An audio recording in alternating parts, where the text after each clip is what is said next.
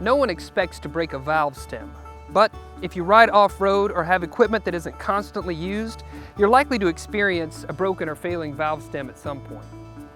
Colby valve emergency valves turn what is usually a long, painful process into a quick, 1-minute, tool-free, easy fix. Let me show you how. So, the first step is to remove the broken valve stem. If you have tools, great. If you don't, just pull out the broken valve stem and poke the remaining piece into the tire cavity with your finger or a stick. It won't do any harm in there.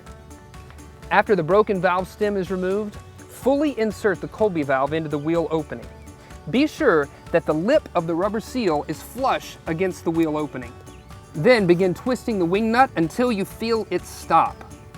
You don't want the seal to spin, so don't over-tighten. Snug is perfect. At this point, just add air and replace the dust cap. And now we're ready to go. It's that easy.